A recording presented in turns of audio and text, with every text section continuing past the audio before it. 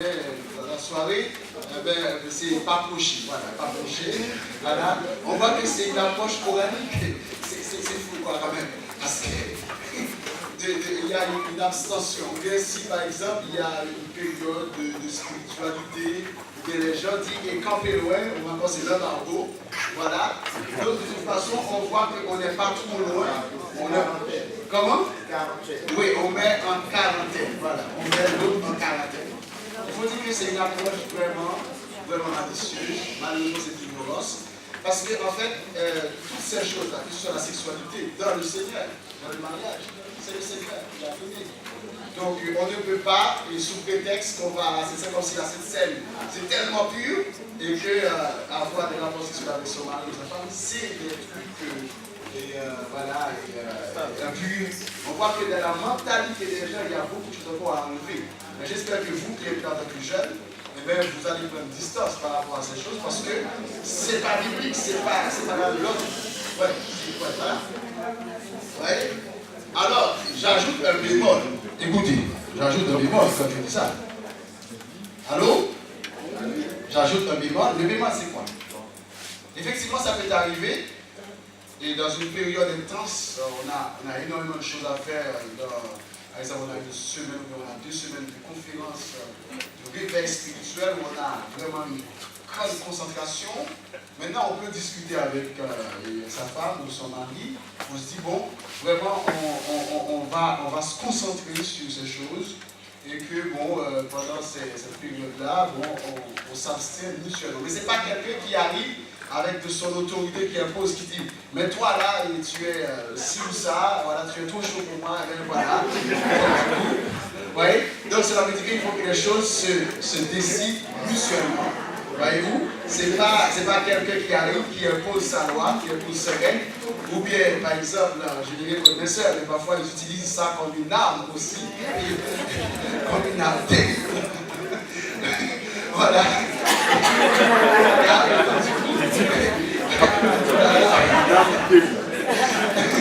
Donc du coup, c'est pas la bonne méthode parce que aussi il y en a ceux qui sont capables de dire continue comme ça, qui sont aussi capables de se mettre en situation, même si c'est dans la douleur, dans la souffrance. Voilà, donc du coup, voilà, je vous dis cela parce que vous voyez, ici il y a une compréhension de la sexualité qui n'est pas forcément une conception juste, parce que la sexualité est considérée comme étant quelque chose d'impur. Vous voyez? Donc ça c'est quand même dommage, voilà, parce qu'on est dans une religion où l'accent est mis sur la question de pureté, où on raisonne avec des catégories de pureté et d'impureté. Mais je crois que dans le protestantisme même, c'est quand même l'un des points sur le plan éthique, où on peut avoir quand même des difficultés avec l'islam. Alors, bien que le jeûne soit bon pour la santé, il est surtout considéré comme une façon de se purifier spirituellement. Ça, moi je rejoins très sincèrement la compréhension musulmane, islamique sur cette question. Moi je crois que le jeûne, on ne jeûne pas pour jeûner, on jeûne parce qu'il y a un besoin. On jeûne parce qu'il y a quelque chose à résoudre. Par exemple, moi, je peux vous donner comme témoignage.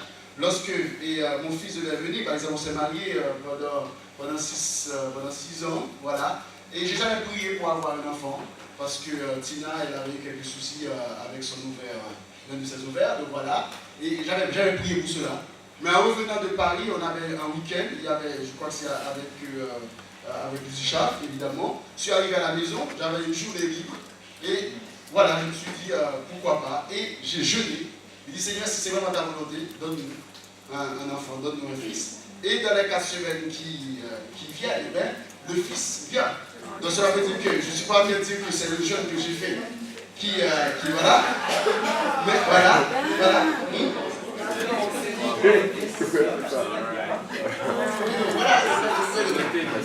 Venir ou recevoir. Encore un autre exemple plus récent, un autre exemple plus loin. Je me souviens quand je devais venir ici en Europe pour mes études, et je suis allé à l'ambassade de France à 3 occasions. On a jugé nécessaire, malgré que j'avais payé mes études à 10 000 €, et on a jugé nécessaire qu'on ne va pas me donner une visa. Mais je vous dis, quand on m'a dit ça, pardonnez-moi l'expression, j'étais enragé. parce que voilà, ça m'enrage. Je n'arrive pas à comprendre que toutes les conditions étaient réunies. Ce que j'ai fait, j'ai un très bon ami à moi, un compagnon de prière, on a 15 ans de différence, 17 ans de différence. Et on est monté dans une montagne, on a pris seulement un récipient d'eau, voilà, 2 gallons, on est monté. On a passé 4 jours, non-stop.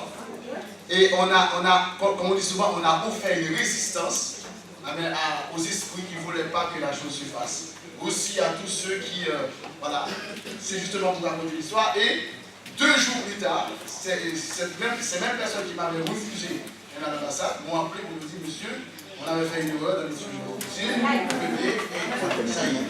Ouais. Cela veut dire que c'est pas, je suis en train de vous dire que un jeune répond à un besoin spirituel de grande envergure. Et si parfois ça peut vous arriver de mettre de côté la nourriture, le manger, le boire, pour répandre son âme devant le Seigneur, et c'est quelque chose à encourager. Et je crois que sur ce point-là, et sans entrer dans une sorte de rituel, vraiment, et je crois que les musulmans ont certaines choses à dire sur cette question. Alors, et pour clore cette partie, on dirait que lorsqu'on jeûne, c'est aussi une manière de rompre ses liens avec les commodités de la vie quotidienne. Et même pour une courte période de temps. La personne qui jeûne ne peut que ressentir de la compassion envers ceux qui ont faim, en plus de grandir spirituellement. Moi, je crois que l'une peut-être des faiblesses qu'on a ici en Occident, c'est qu'on a un attachement tellement énorme aux biens matériels. Par exemple, on raisonne en termes de manger. Par exemple, moi j'ai vu ça dans un pays comme l'Allemagne.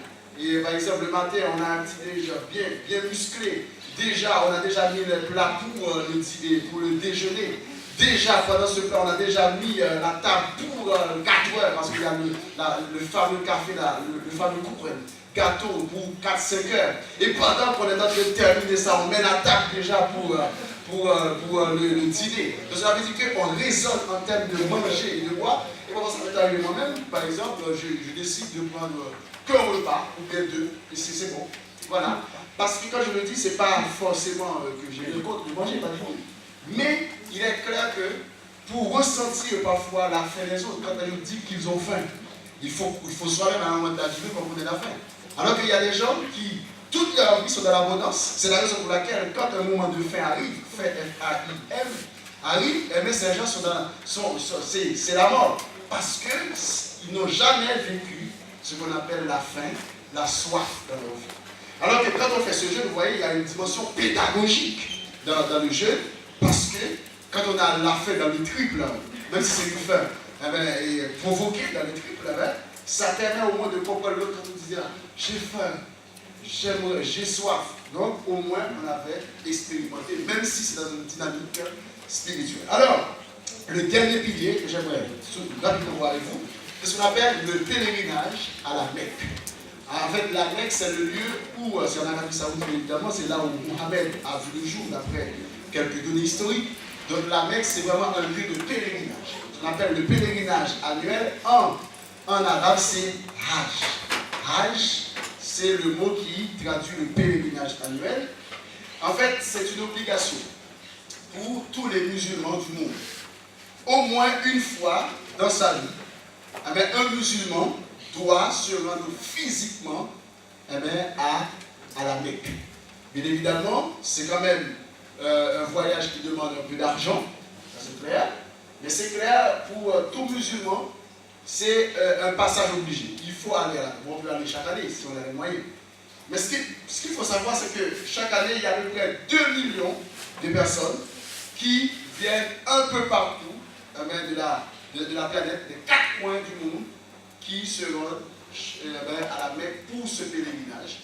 Et vous avez appris lors du dernier, ou l'avant-dernier pèlerinage, le problème qu'il y avait eu à la Mecque, où il y avait des dizaines, centaines de morts, et que ça avait créé une bouille entre l'Iran et l'Arabie Saoudite, parce qu'il y avait beaucoup d'Iraniens qui avaient perdu la vie, parce qu'il y avait un truc de foule, un truc qui s'est écoulé, évidemment, et ça a causé la mort à beaucoup de gens.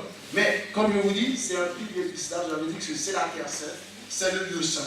Il faut, pour dire vraiment qu'on est un véritable musulman, il faut absolument, à un moment de sa vie, faire ce voyage. Donc, bien que il y a toujours de nombreux visiteurs à la Mecque, le Hajj, cela veut dire le pèlerinage annuel, doit être fait au 12e mois du calendrier islamique, cela veut dire l'année lunaire. Donc ça c'est important. Enfin, pour mettre un terme à la question des piliers, eh bien, les pèlerins de sexe masculin portent un vêtement spécial d'une grande simplicité.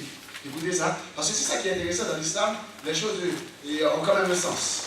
Et on n'arrive pas avec, par exemple, le costume de dernier cri et que l'autre arrive avec, par exemple, ses haillons. Non.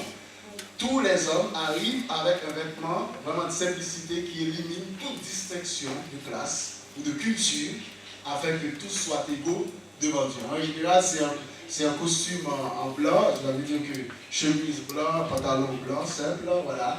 Et tout le monde arrive là, que vous soyez grand, petit, misérable, pauvre. Eh bien, on est dans cette foule immense, voilà, des centaines, milliers, même millions de gens. Donc voilà, on est ici là. Par exemple, notre grand footballeur allemand, le milieu de terrain, Özil, lui, il était parti là-bas. Et c'est intéressant parce que alors que les grands footballeurs européens en général, ils font sortir leur grosse berline de 200 000 ou encore je ne sais pas quoi, et que lui, à ce moment-là, il est parti avec son vêtement, il a fait des photos, il a placé sur sa page Facebook. Mais les gens ont beaucoup apprécié ça parce qu'en général, on fait brandir avec toute la gloire de la richesse de l'argent qu'on a, et que lui, Özil, avait jugé nécessaire de mettre une photo pour dire qu'il n'y a pas que l'argent, il y a aussi la spiritualité. Même si ce n'est pas forcément notre type de spiritualité, mais quand même c'est quelque chose à souligner. Alors, rapidement,